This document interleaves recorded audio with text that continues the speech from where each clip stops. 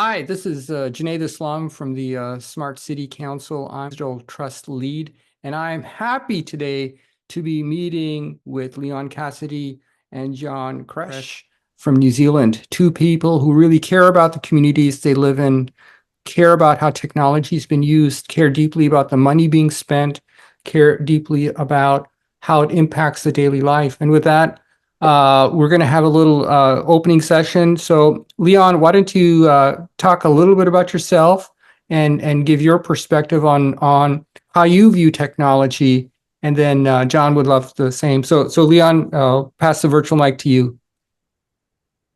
Thanks. Hi, I'm Leon.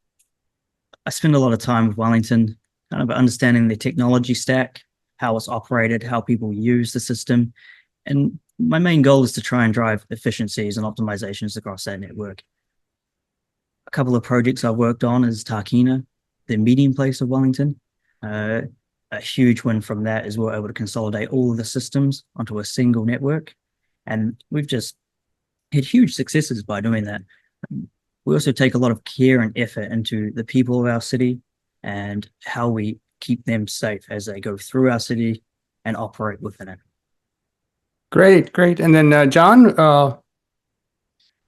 Thank you, Junaid. Yes, I'm John, and I have a very keen interest on the human-centric approach to digital security for our communities and who we serve and how we best serve them.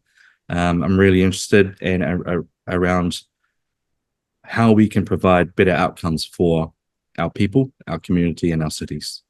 And so that my interest kind of sits in that area and what we can do better as people. great. And, as we all know, New Zealand is one of the countries that's actually leading in smart cities. They've got multiple projects at the government level, at the local level, transportation.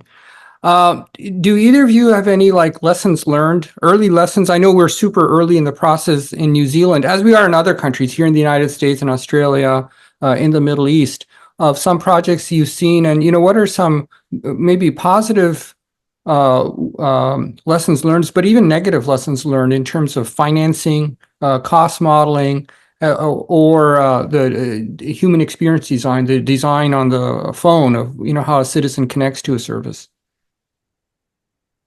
Yeah, man.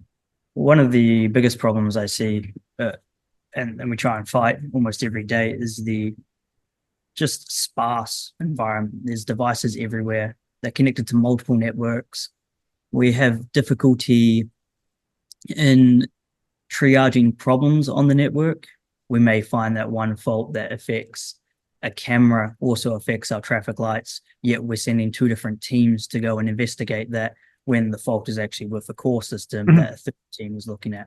And so really, how do we consolidate the environment, the platform, to have more eyes on and to reduce the cost of triage?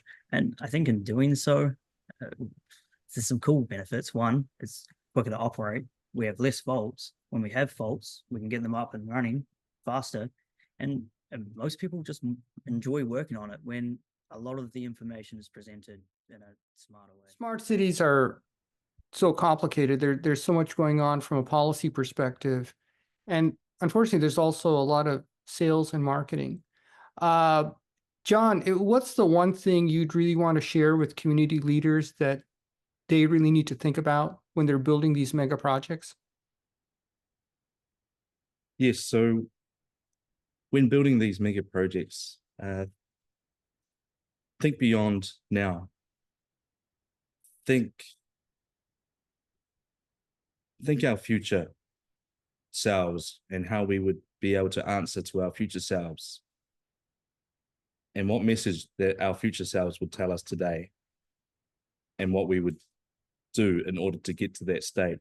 We build better now for the future, and like a good friend of ours, Halleman, mentioned that we sow the seeds today not to benefit ourselves, but for the tree to grow so that our future generations can enjoy the shade. So, John, smart cities are super complicated from a finance perspective, operations perspective, budgetary perspective. What's the one thing you'd really want people to really integrate into their thinking, that that they might want to reach out to you after this video? Yes. What are we protecting and who are we serving? We are serving each other. We are serving communities.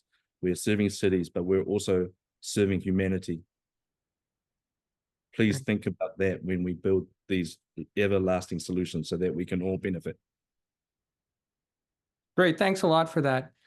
Leon, you know, from a operational perspective, smart cities are so complicated with all the various technologies. What would you really want people to integrate into their policy framework and political framework, really, as they build these things out, either in New Zealand, Australia, or right here in the United States?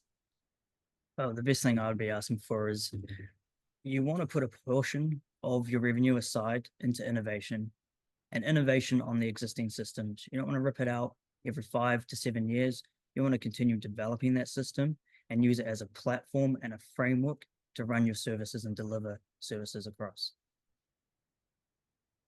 Great. And then from a smart cities perspective, thanks to both of you for volunteering your time to be public advocates in New Zealand, and we'll certainly leverage you in other countries. And for those of you interested, feel free to contact the Smart Cities Council if you want to get a hold of either gentleman. Thanks for your time. Thank you. Thank you.